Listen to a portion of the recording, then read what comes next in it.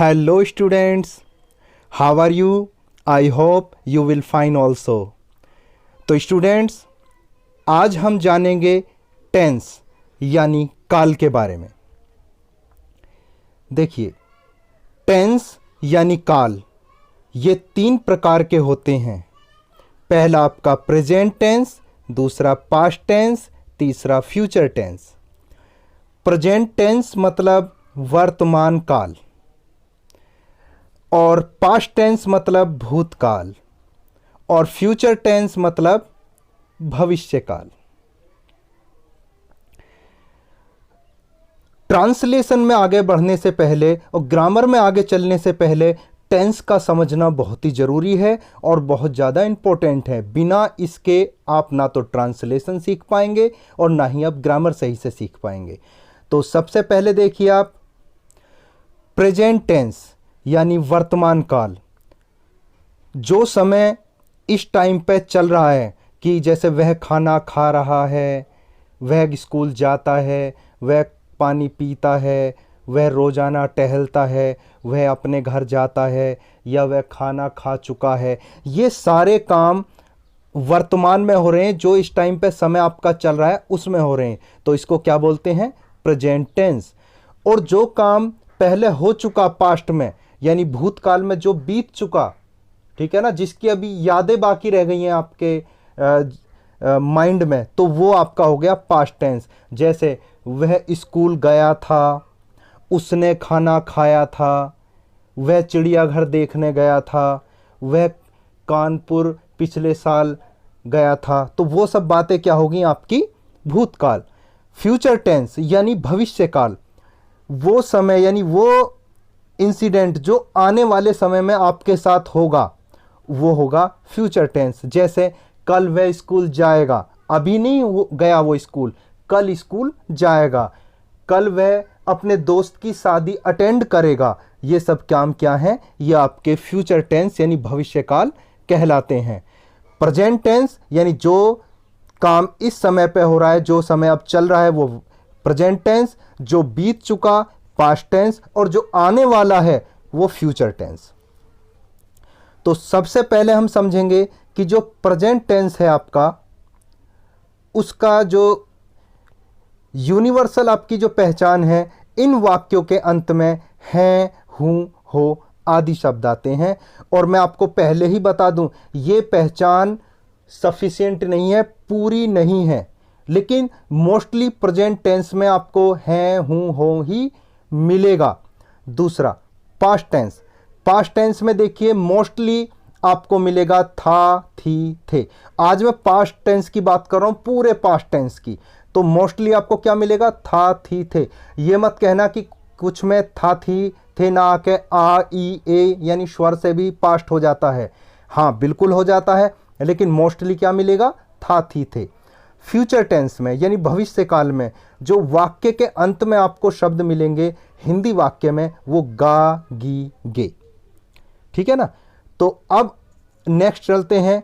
जो आपका present tense है, ये भी 4 प्रकार का होता है। प्रेजेंट टेंस कितने प्रकार का होता है?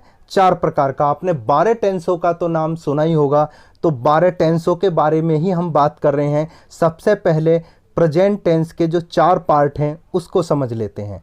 सबसे पहले आपका present indefinite tense. Present indefinite tense, तो प्रेजेंट का हो या पास्ट का हो या फ्यूचर का हो, जो पहला टेंस होगा वो होगा इंडेफिनिट टेंस।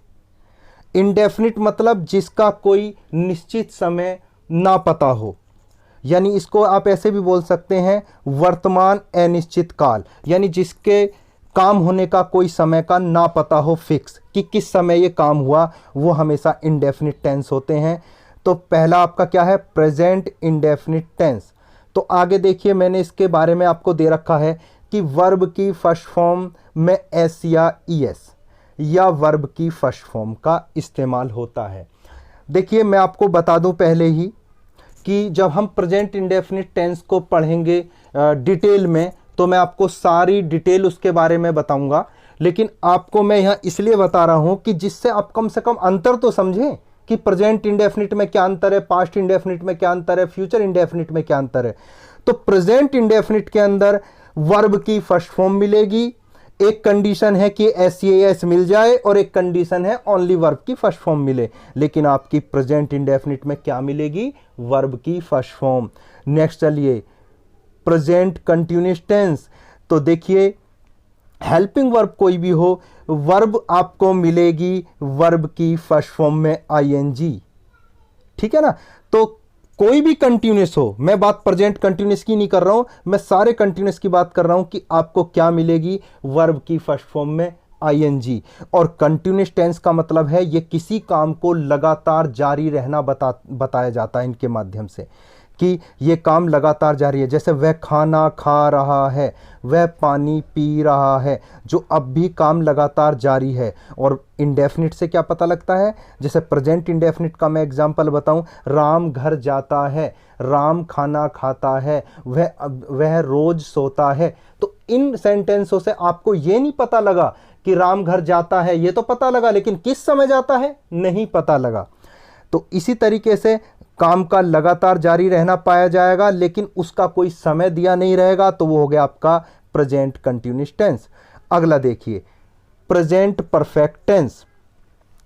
देखिए प्रेजेंट परफेक्ट टेंस आप समझ लीजिए, कोई काम अगर कंप्लीट हो जाता है तो उसको क्या बोलते हैं आप, परफेक्ट टेंस।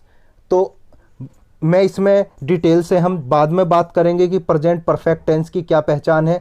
बस आप इसमें आज शॉर्ट में ये समझ लीजिए कि परफेक्ट के अंदर वर्ब की थर्ड फॉर्म का इस्तेमाल होता है।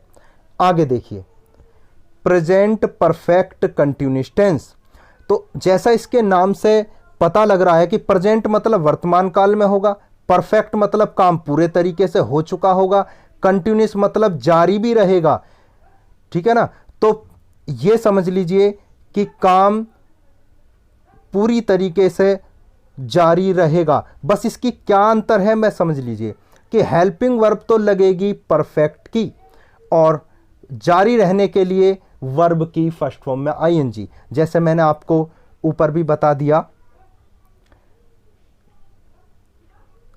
कि ये देखिए प्रेजेंट जो कंटिन्यूअस है वर्ब की फर्स्ट फॉर्म में आईएनजी, तो जब ये भी कंटिन्यूअस है तो इसमें भी वर्ब की फर्स्ट फॉर्म में आईएनजी लगेगी। बस साथ में क्या है कि ये परफेक्ट भी है, तो इसमें क्या लगेगा आपका, हेल्पिंग वर्ब जो लगेगी वो परफेक्ट की लगेगी। और एक चीज और मैं बता दूं, जो आपका परफेक्ट कंटिन्यूअस टेंस होता है इसमें आपका टाइम भी दिया हुआ होता है। नेक्स्ट अब समझते हैं हम आपका पास्ट टेंस। जैसे हमने प्रेजेंट को समझ लिया, ऐसे ही पास्ट के भी चार रूप होते हैं, past indefinite tense, past continuous tense, past perfect tense और पास्ट परफेक्ट कंटिन्यूअस टेंस। जैसे मैंने प्रेजेंट की पहचान बताई वही सेम इनकी पहचान है। इंडेफिनिट में काम के समय का पता नहीं होता, कंटिन्यूअस में काम जारी रहता है और परफेक्ट में काम पूरी तरीके से कंप्लीट हो चुका है। और आपका परफेक्ट कंटिन्यूअस में काम लगातार इसमें जारी रहता है, बस साथ में क्या दिया रहता है, आपका समय। और इसमें समझ लीजिए कि पास्ट इंडेफिनिट के अंदर क्या करेंगे, क्या मोस्टली मतलब आपको देखते ही पता लग जाएगी कि ये पास्ट इंडेफिनिट है। देखिए वर्ब की सेकंड फॉर्म आपको नज़र आ सकती है और वर्ब की फर्स्ट फॉर्म भी नज़र आ सकती है। कंडीशन में आपको आगे बताऊंगा कि एफर्मेटिव में सेकंड फॉर्म और बाकी में वर्ब की फर्स्ट फॉर्म आती है। कंटिन्यूअस में वही वर्ब की फर्स्ट फॉर्म में आईएनजी, और परफेक्ट में आपको पता ही है क्या नजर आएगा, वर्ब की थर्ड फॉर्म। कोई सा परफेक्ट हो वर्ब की थर्ड फॉर्म ही आपको मिलेगी। और परफेक्ट कंटिन्यूअस कोई सा भी हो, हेल्पिंग वर्ब आपको किसकी मिलेगी, परफेक्ट की, और वर्ब की फर्स्ट फॉर्म में आपको क्या मिलेगी, आईएनजी। अब चलते हैं फ्यूचर टेंस। फ्यूचर टेंस में भी सेम पास्ट टेंस की तरह से ही चार प्रकार होते हैं। पहला future indefinite, future continuous tense, future perfect tense और फ्यूचर परफेक्ट कंटिन्यूअस टेंस। तो सेम इंडेफिनिट, कंटिन्यूअस, परफेक्ट और परफेक्ट कंटिन्यूअस सेम ही है, बस फ्यूचर का अंतर है। यानी फ्यूचर मतलब ये सभी टेंस होंगे आपके भविष्य काल के, यानी आने वाले समय के।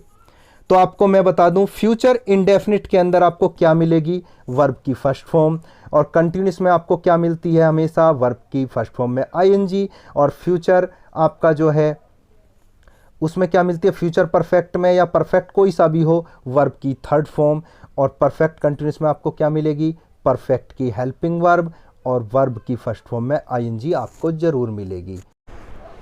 आज के लिए बस इतना ही।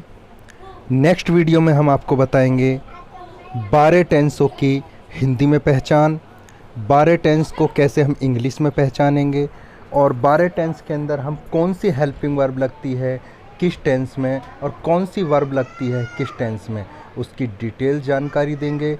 और मैं आपको ये बताता हूँ, अगर उस पर आपने ध्यान दे लिया और तो कोई भी टेंस आपके लिए मुश्किल नहीं है, बस सबका अंतर समझना बस बहुत ज़रूरी है, किस में क्या अंतर है, किस में कौन सी फॉर्म लगती है, किस में कौन सी हेल्पिंग वर्ब लगती है।